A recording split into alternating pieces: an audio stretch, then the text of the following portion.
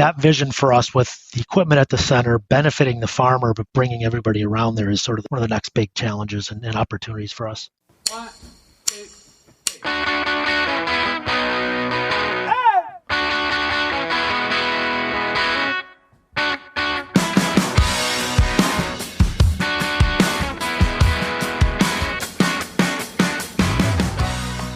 Coming up, we're talking to another AgTech founder, Tracey Wiedmeyer of Gripp.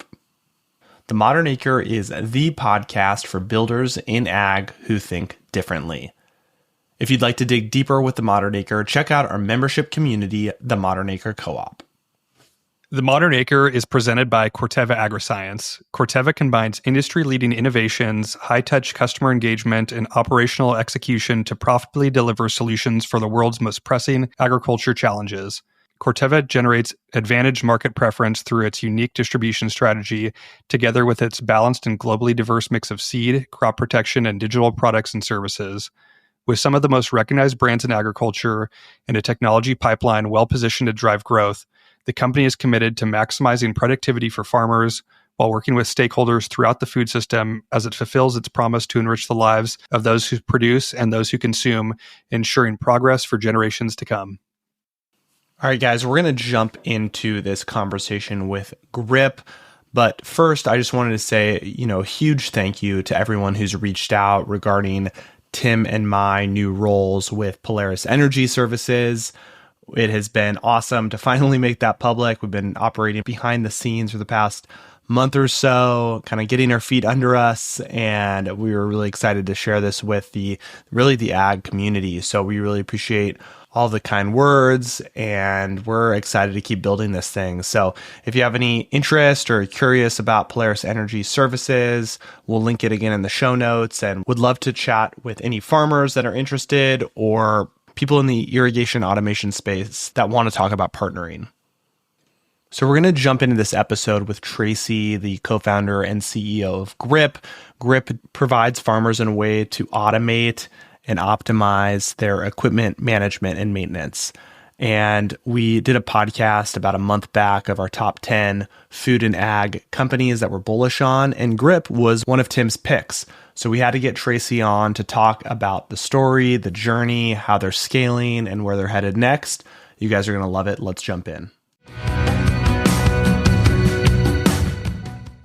Boy, top of mind is commodity markets. A lot of people on the sidelines right now, I feel like, and who knows what the next sort of 3-6 months is going to look like. There's a lot of things happening not only across the globe, but here in the States, and you got expensive equipment, you got operations that are just trying to succeed, you got those that have sort of set themselves up for great success, and maybe looking to consolidate further and buy more acreage and farms, and it's just such an interesting landscape across really all of agriculture that we're excited to be a part of.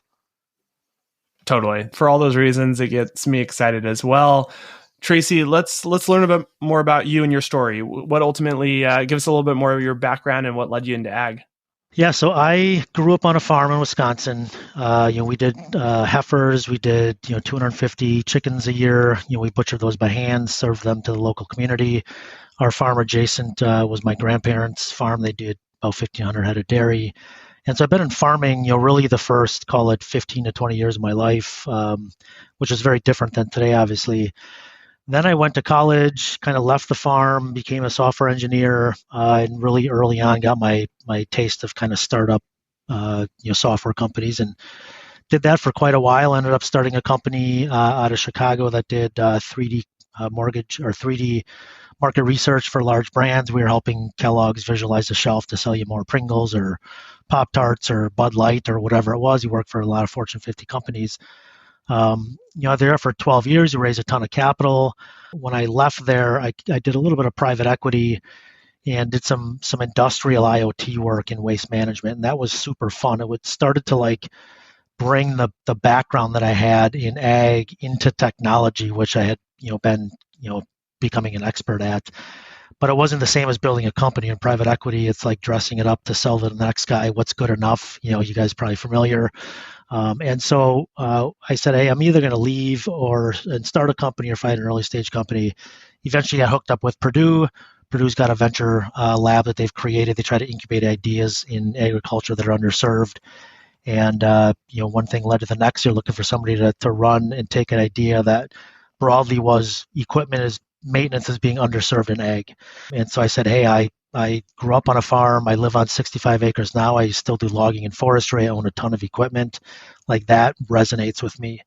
And so I was able to take that idea with a little bit of seed capital and build a team around it. Most of the team that I've pulled in have worked with me in the past, so it's super fun to be in the foxhole of people that you love working with. And it's been super interesting to walk the farm, shake their hand. You're not somebody coming from the valley that doesn't resonate. It's never been on a tractor, and so it's helped in a lot of ways. Just understanding the plight of the farmer in terms of what we can solve.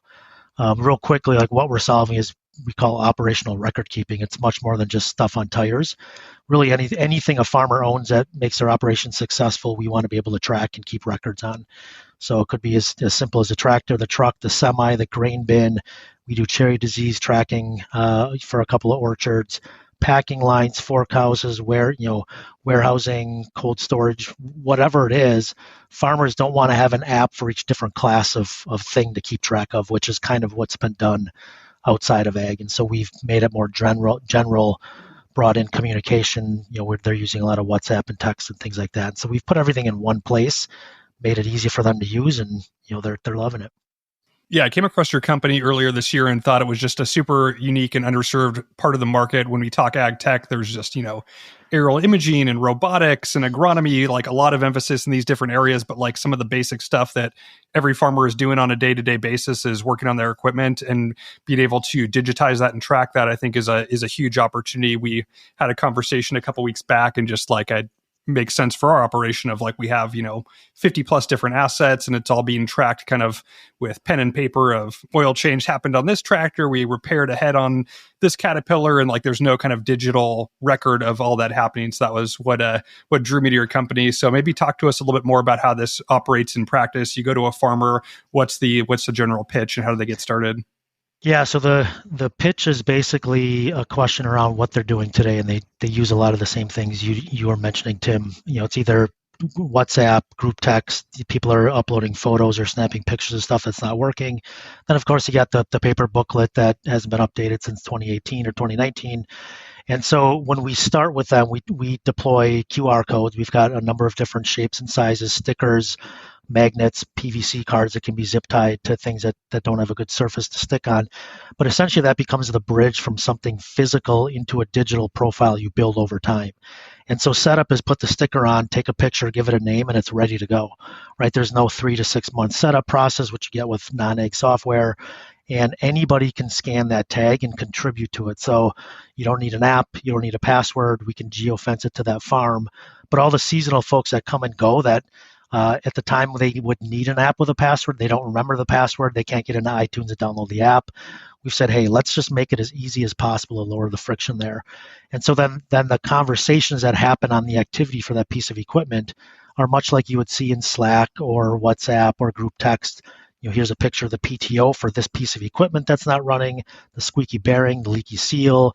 And then, of course, we have reminders, service intervals, oil change needed here, fuel filter change there.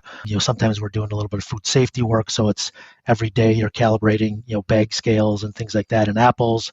And so it's really flexible there, which is what folks love. Our sales conversations are typically 2 or 3 phone calls. You're talking to the farm manager most of the time or the farm owner, and we have month-to-month pricing. So I always tell them if I'm selling you a raw bill of goods, like don't pay me next month. And since we've launched, we've had nobody leave the platform, which is a testament to what we're building. Okay, super interesting. There's so much to get into here. I mean, talk to us about like the idea and like what you had to do to get this thing off the ground. Like walk us through those early days. Yeah, so when we took the idea, myself and my co-founder from Purdue, they had a little bit more of a Uber for mechanics on farms idea. And so when I got a hold of that idea, I was like, I need to validate all that information. So we immediately went on the road and talked to the folks that they had brought from their network in terms of, what's telling you equipment is being underserved, equipment maintenance. And the more we talked to individual farmers, which weren't part of, a lot of their segment of folks that they got feedback from, we heard from farmers like I would never have a stranger come and fix my stuff. Like I would have to shake their hand. I'd have to know them before. And so we started saying, well, Uber for mechanics on farms is really, that's probably not it. But what else is are you struggling with? And of course, he said, look, there's been some disasters of under maintenance. Some farmers are saying they're over maintaining their stuff too much. Like they'll bring it in once or twice a year, they'll flush through all the fluids and do filter changes, and it's $1,200 later without the labor. And so we know we're doing it more than we need to. We just don't keep accurate records. So there's money escaping on both sides of that. And then the other interesting thing we heard them talk about was, if you're a row cropper or a lot of farmers are using John Deere and using JD Ops for a lot of the agronomic data, but you're not necessarily using it for equipment maintenance. It's too complex at times. Your operators aren't going to get a log in there. And so we started gravitating towards just maintaining equipment and keeping tabs on what you have and letting the eyes and ears of your operation contribute to it, the operators that use it on a daily basis. And once we started down that road, it was, well, what about my packing line? What about my electric forklifts in the warehouse? I run 3 shifts a day. Those OSHA inspections aren't being done because it's on paper. Like, can we just add anything? And that's when we said, hey, what's universal? Well, QR codes, everybody knows how to scan. Why do we have passwords when we can geofence that tag to an operation, make anybody scan it, contribute, much like you would get in a text or a WhatsApp. If you send somebody something, there's no password, anything to log in there. So that genesis then just became, hey, let's make this as easy as possible. And every decision we make is, for the benefit of the farmer. Super easy, the second best answer, not the first easy one. Tracey, does each operation kind of like customize it based on how they talk, or is there some standardization about, like, if you're doing a oil change, is there like drop downs to select these things, or are they just free forming, typing however they want to keep their records? Yeah, it's really dependent on the operation. We don't really force a ton of structure or rigidity around that. One of the things that we have added is the ability off of a piece of equipment to add essentially like a Google survey or a little lightweight form. And that's about the extent of the customization. You might have paper forms or checklists or that 5-point inspection that farms want to do that might be unique to them. But other than that, it's operating much like a Facebook profile for that piece of equipment. Conversations and events and documents and pictures, and they kind of use it how they wish. And I think they've appreciated that because we've heard over and over again some of the fleet softwares out there that weren't built for the farm are just too rigid. You got 7 layers of drop downs just to tell them you did an oil change, and that's frustrating for farmers. Talk to us about pricing models. Have you iterated? How do you think about like the pricing structure? What you have listed today, is that how it's always been, or have you kind of adjusted that? Talk us through that strategy. Yeah, I mean, my background is enterprise sales, so I'm used to high 6-figure, 7-figure deals. And when I originally took the idea, I was like, well, why don't we start at $50,000, $75,000 a year? We'll just throw it out there. We'll get feedback. Obviously, that's sort of a non-starter even for the largest farms, And so we ended up using analogs around agriculture on farm management systems. They're maybe spending $8,000 to $10,000 to $15,000 for the average kind of contract size. You said, okay, that's probably the ceiling for us.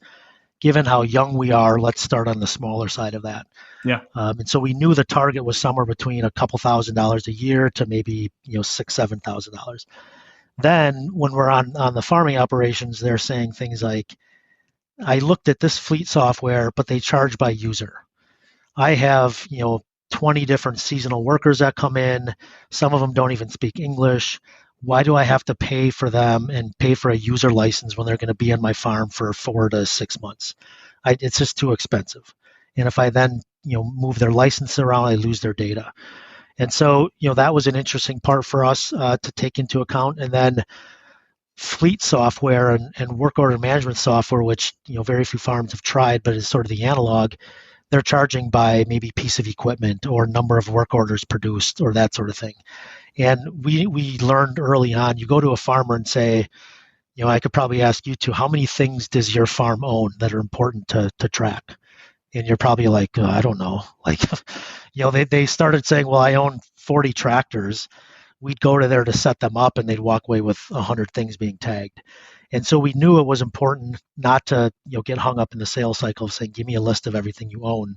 Let's give them an easy place to start. So for $99 a month, you can start. You'll grow out of that tier as you become familiar. You'll continue to track. We have customers we set up in March and April. They still tag additional equipment today. They run out of tags. We just mail some more to them. And so that comfortableness with them to say, look, my farm is spread out over a 40-mile radius. I'm not going to spend one day and drive around every farm and set it up, but I'll be at this other farm in 2 days and I'll set them up. Or I'll be at this other farm where I've got a seasonal grain hauler, or I lease equipment or lend equipment or borrow equipment. When I get back to it, I'll set it up. And those things have contributed to that flexible pricing model. And then just the month-to-month part of it, we've opened up to farmers just to give them an easy place to start. If they like us, about 40% of our customers end up paying us for a full year. We give them a couple months for free, but we try to focus them in that smallest tier to get started, become familiar. We're not really competing with anything other than Excel and WhatsApp and paper, and so it's worked out pretty well for us. Yeah, I love the pricing structure of kind of that crawl, walk, run approach of like just start with a few tags. If you like it, you'll scale into the next tier, and it's kind of a lower barrier to entry versus like, spend $8,000. You're not quite sure what you're getting into, where you can kind of start where the customer can get accustomed to the product and then grow from there. Tracey, you mentioned the relationship with Purdue Dial Ventures. Maybe talk to us about fundraising the business, where you're at currently, and how you're looking to grow going forward. Yeah, so we got a little bit of seed. I say a little bit, but it was almost $1 million out of Dial. That's sort of their model, and that was early 2023. It took us a bit to walk those farms to understand where we wanted to land the platform in terms of MVP. We started building about 14, 15 months ago, so called late last fall in 23. And we did our first commercial setup in March of this year. So it took us a little bit while, more than most Dial companies, just because we had to sort of repivot some of the ideas to get up and running. But once we started in March, referrals have been great for us. Reaching out to Purdue's network, we've had a couple of well-timed articles. All those things worked in our favor. We're now on 55 to 60 operations with very little marketing spend. And so when we got to March, April of this year, we knew we'd need additional capital. So I went out on the road, started fundraising for, roughly $1.5 million.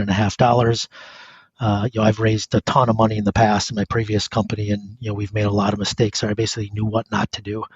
And so I, went on the road. We had a good amount of traction, lots of revenue coming in, lots of adoption. Nobody's leaving the platform. Month-over-month usage is growing. And so we've got a term sheet in hand now. We expect that to close, the first close of that to come in here in the next week or so. We've got a little bit of that open yet, but we're just working through the final channels there, to close that really by the end of the month. And really, the important parts about that is our model is not to spend the money as fast as it comes in, which I've literally had investors tell me in venture capital, like, here's $20 million, go spend it as fast as you can, we'll have more for you. Well, a lot of times that forces you in positions where you're making shortcuts, you're spending in places you shouldn't. And so, agriculture, it's very difficult to adopt that mindset in ag in general. And most farmers we talk to realize to build a great business, it's a 3 to 5 year journey. And so you kind of methodically go after it, build very frugally, responsibly.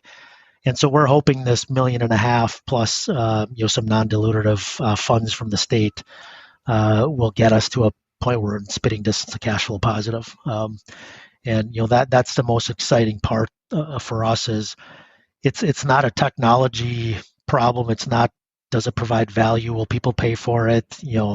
It's how fast can we get in front of farmers as quickly as possible. So this raise is primarily a sales and marketing partnership distribution kind of exercise.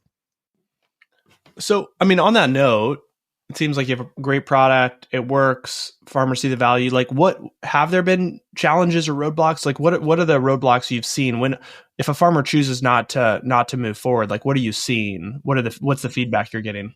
Yeah, I think the biggest one is what we call it, this culture of care on the farm, right? We can walk onto a farm and everybody, it doesn't matter if it's the farm manager, everyone that's working for them, just understands inherently that they yearn to keep their equipment and their operation in tip-top shape. Those are the easy ones. You go onto those operations, they've tried other software, they're still using paper, there's nothing industrial strength there. And when you provide an easy way for them to do that, it's a pretty quick sale. On the flip side of that, you get a lot of folks that are afraid to ask their operators to do one more thing because they can't find enough operators in general. And so their mindset has been, well, if I ask, Jimmy, who's driving the combine, to pull his phone out and scan a code, like maybe I'm burdening him too much.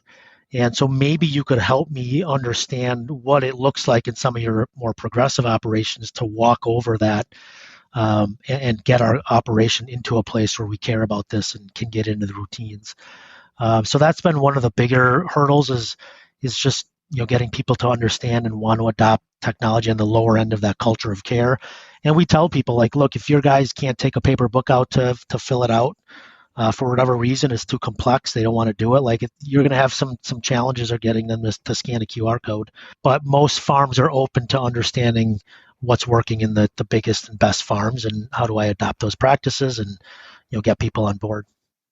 Tracey, what does the product development pipeline look like? I'm thinking of like other areas that this could be of value, like just looking at insurance, where we have the Google Sheet with all of our assets and we're trying to maintain kind of what the value is there. Like, would there be the ability to like export out and serve some of those use cases? Also looking like tractor rental becoming more and more important. Have you talked to like Pacific Ag Rentals, these kind of companies where they could manage their fleet maintenance that's happening kind of not on a traditional farm? Yeah. I mean, we've had existing conversations really in the last, call it 4 to 6 weeks with like farm credit banks, and insurance companies serving farmers for exactly what you mentioned. A lot of them, if you're buying leased equipment or you're insuring that with an umbrella policy, you have to educate that insurance company generally on the value of that and that you're taking care of it. And so, there's still a fair amount of those that are being done once a year. It seems kind of ridiculous to say, tell me that you're taking care of your truck, Tim, by sending me a picture once a year. Well, what do you do in the other 364 days? And so there's a need to provide that information more frequently, but you don't want to roll a truck to every farm to take those pictures or burden the farmer. And so we can use Gripp in a way to bring third parties into it off of that piece of equipment. The piece of equipment's at the center.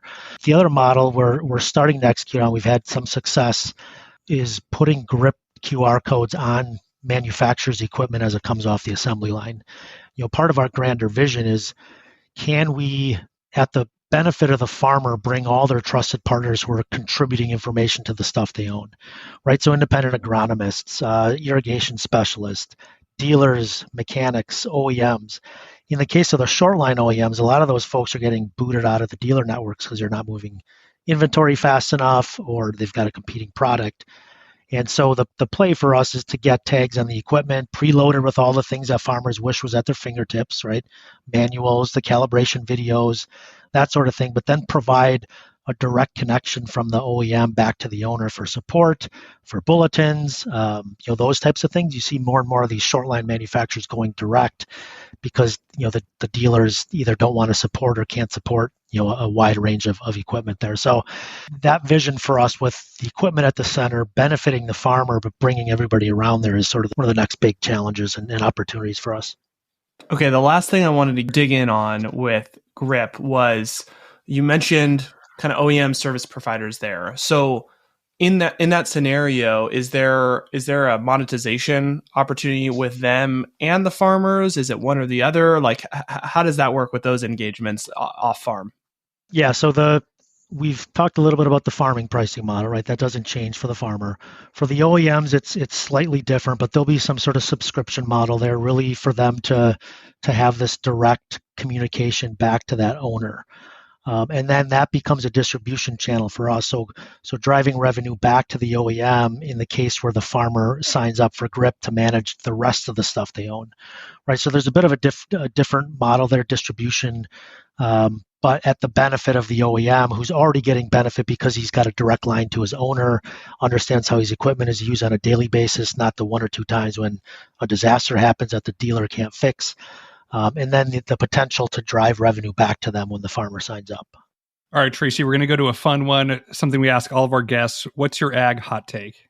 My hot take, just being in and around equipment, is that the days of the $1 million piece of equipment are numbered. I think if you look back the last couple of years, like prices have risen in lockstep, and there's been increases in some of the raw inputs and the supply chain going into that thing. But I feel like a lot of at least from what I hear, is a lot of those pieces of equipment rose because they had the ability to raise prices there. And so I feel like the pendulum is going to swing back into the farmer's court at some point here soon, to just not put up with that, look for other opportunities to make their equipment last longer, look at robotics, autonomy, things that can be bolted on aftermarket to some of the existing pieces of equipment. And it'll be interesting to see with some of these productions moving offshore, for John Deere and others, what the sentiment remains for farmers. So I think I just don't think that $1 million combine is going to be something that people continue to chase. Last question for you, Tracey. What other stuff in ag is exciting to you? What are you, if you weren't working on Gripp, what would be another business idea you would start or a company you would join? What's exciting to you? I still love the robotics and the autonomy section, of ag. I feel like there's been so much invested in it the last 4 or 5 years, and some of these investment curves for those types of equipment, they're long in the tooth. There's a long tail to those, but that long tail is now starting to materialize. One of the recent podcasts you guys did with Lodondo, and the work they're doing in that space. I think that the technology is getting there. Obviously, AI is improving in a lot of places. You're going to start to see those things affect a lot of the crops out there in a meaningful way.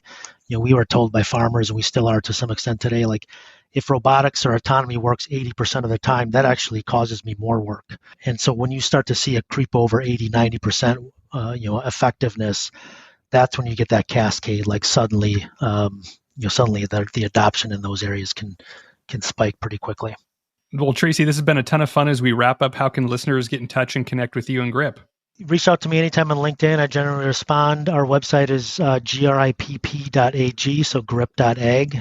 We've got sign-up forms and ways to reach out there, but I loved it today. Thanks, guys. This is great. That's the show for today. Hope you guys enjoyed that conversation with Tracey. I learned a ton. I love how they're taking a really simple idea and scaling it and monetizing it and working across farmers, but also all of the service providers, and seeing how there's really value compounding when you bring all those parties together. Really interesting stuff. Tim's bullish on them. We'll see where they go next, but excited to watch them. Thanks for listening, guys. Tune in this Friday. We'll have a fresh topsoil edition of the podcast with Ariel Patton.